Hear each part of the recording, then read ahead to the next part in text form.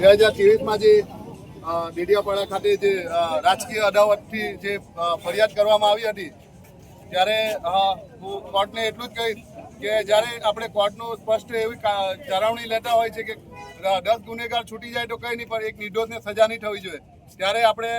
9 જણની સજાની પાછળ એક માસૂમ બાળક જે જેલમાં અંદર સમય વિતાવી રહ્યું છે તેના માટે અમે આજરોજ અપીલ કરવા માટે આવ્યા છે. અને જે અમારા આદિવાસી સમાજ અને આવનારી પેઢી, આવનારા યુવાઓ માટે લડે છે, આવનારા ભવિષ્ય માટે લડે છે, એવા અમારા લોકલાડીલા ધારાસભ્યથી ચૈતરભાઈ વસાવા સાહેબ જેલમાં છે, ત્યારે એમના માટે અમે આજે સપોર્ટ માર્ચનું આયોજન કર્યું છે. ત્યારે ન્યાયપાલિકા જ્યારે મોટા મોટા ગંભીર કેસ હોય તેમને 5 વર્ષથી લઈને 10 વર્ષ સુધી ચાલે છે, ત્યારે આ માત્ર 2.5 થી 3 વર્ષમાં એમનું જે કેસ ચલાવી રાજકીય કિન્નાખોરી રાખીને જે ભાજપના ઇશારે કરવામાં આવ્યું છે, ત્યારે હું એટલું જ કહીશ કે અમારું ચૈતરભાઈ વસાવા સાહેબ પર આવનારું ભવિષ્ય, આવનારી પેઢીની લડત ટકેલી છે, તો એમને જલ્દી અમને કાઢવામાં આવે અને જે અમારી આદિવાસી દીકરી છે એમના ખોળામાં જે અમારું આવનારી પેઢી, આવનારું ભવિષ્ય જે છે એનું પણ ભવિષ્ય બચાવવા માટે તાત્કાલિક ધોરણે એમને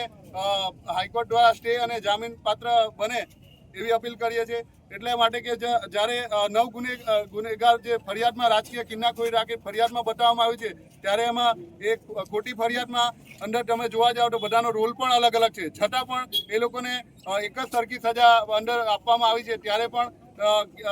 પ્રજાને ખબર છે અને દેશને પણ જાણવા મળ્યું છે કે આ ખોટી રીતના ફરિયાદ કરવામાં આવી છે. તો આવનારા સમયમાં ચૈતરભાઈ વસાવા સાહેબ જે લોકો માટે લડે છે, પ્રજા માટે લડે છે, એમની રિહાઈ કરવામાં આવે એટલી અપીલ કરીએ છીએ. આભાર.